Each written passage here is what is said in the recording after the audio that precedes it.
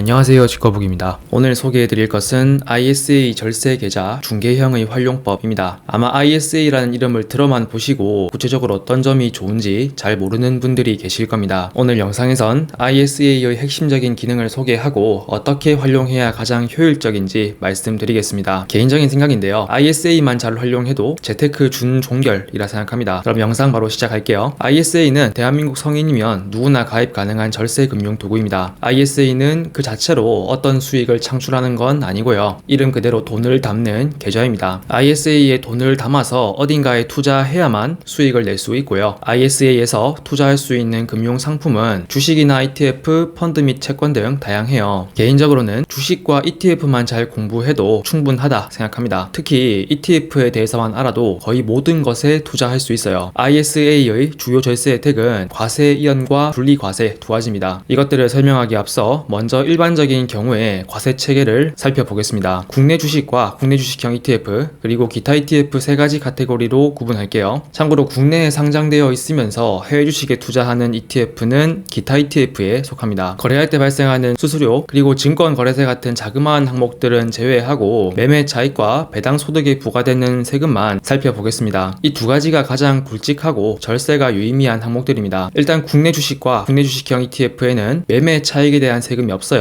빵원입니다. 배당 소득에 대해선 15.4% 배당 소득세가 원천 징수되는데요. 여기서 원천 징수란 세금을 미리 떼가는 것을 의미합니다. 즉 배당금이 내 통장에 들어올 때는 세금을 제한 상태인 것이죠. 기타 ETF는 조금 특이한데요, 매매 차익과 배당금 모두에 15.4% 배당 소득세가 원천 징수됩니다. 자, 여기까지가 ISA를 활용하지 않았을 때 일반적인 과세 체계였고요. ISA를 활용하면 이 세금들이 어떻게 바뀌는지 알아볼게요. 앞서 ISA의 절세 혜택은 과세 이연과 분리 과세 두 가지라고 말씀드렸어요. 먼저 과세 이연은 말 그대로 ISA 운용 중 발생한 이익에 대해서 세금 부과를 미루겠다는 뜻입니다. 즉 원천 징수로 떼가던 세금을 당장 떼가지 않는 거예요. 그럼 언제 세금을 부과하냐? ISA 계좌를 해지할 때 지금까지 발생한 과세 대상 이익에 대해서 세금을 부과합니다. 이때 세율은 앞서 말씀드린 일반 과세 체계의 세율이 아니고요, 비과세 대상 초과 이익에 대해 9.9% 별도 세율이 적용되고 다른 종류의 소득에 의해 이 세율이 영향을 받지도 주지도 않습니다. 이것을 분리과세라고 합니다. 국내 주식과 국내 주식형 ETF의 경우 ISA를 활용하면 매매 차익에 부과되는 세금은 변동이 없습니다. 똑같이 빵원이에요.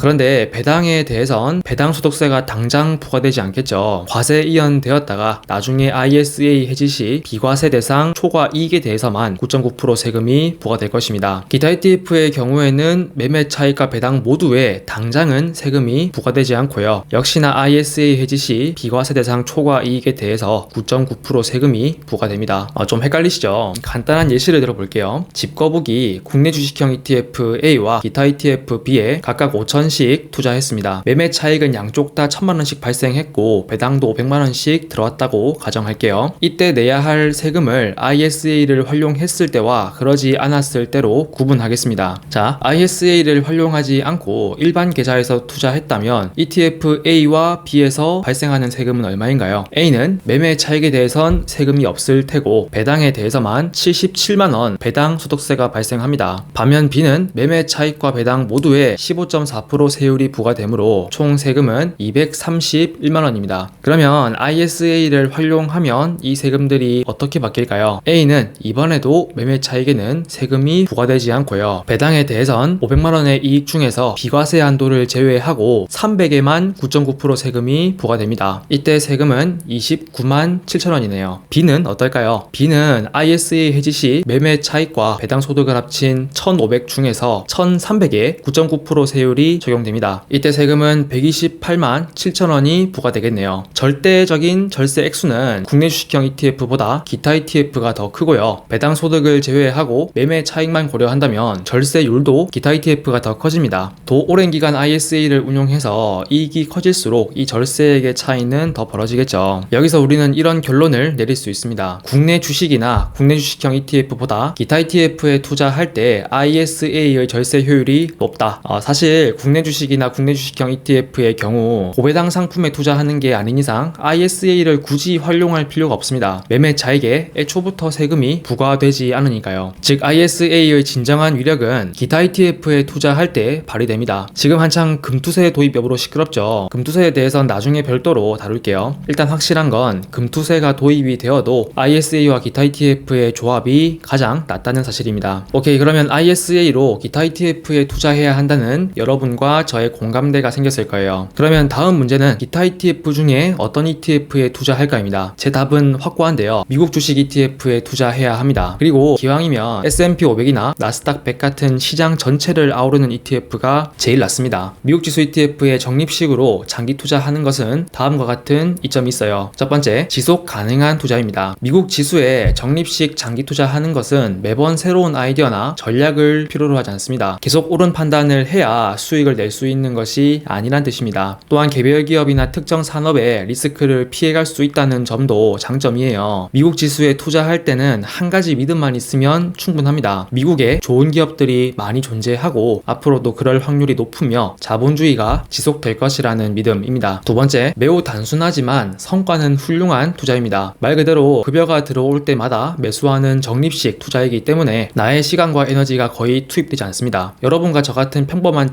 직장인들에게 적합한 방식이에요. 그런데 이 심플함에 비해서 성과는 과분합니다. 지난 수십 년간 S&P 500 지수는 연평균 8에서 9%, 나스닥 100 지수는 그 이상의 성과를 기록해왔습니다. 시장 평균의 성과라고 하니까 뭔가 약해 보이는데 실제로 이 시장 평균의 성과를 내기란 무척 어렵습니다. S&P 글로벌이라는 기업에서 매년 S&P 500 지수와 액티브 펀드의 성과를 비교 분석하는데요. 스피바라는 사이트에 기간별 성과가 잘 나와 있습니다. 1년 정도의 단기 투자 시에는 지수와 액티브 펀드 간의 우열을 가리기 힘든데요. 투자 기간이 10년 이상 길어질수록 지수의 성과가 대부분의 액티브 펀드를 뛰어넘습니다. 즉 단순히 미국 지수 ETF에 투자하는 것만으로도 대부분의 전문가를 능가하는 것이죠. 네, 여기까지 ISA의 핵심 기능 그리고 그 ISA로 어디에 투자해야 하는지까지 알아봤습니다. 결론을 한 번 더 요약하면 ISA 개설해서 국내 상장 미국 지수 ETF에 적립식 장기 투자하라입니다. 참고로 미국 지수 ETF에 장투하려면 가만히 있는 법을 배워야 합니다. 쉽지 않을 거예요. 원래 사람은 아무것도 하지 않을 때 본능적으로 불안함을 느끼는데요. 무언가 처진다는 느낌을 받기 때문입니다. 다른 분야는 모르겠습니다만 투자에서만큼은 무언가 하려 할수록 상황이 악화될 수도 있습니다. 그냥 미국에 대한 믿음과 인내심을 갖고 투자 외에 다른 분야에 시간과 에너지를 쏟으면 어떨까 싶네요. 오늘 영상은 여기까지입니다. 네, 그럼 오늘도 길고 부족한 영상 시청해주셔서 감사드리고요. 다음에 또 뵙겠습니다.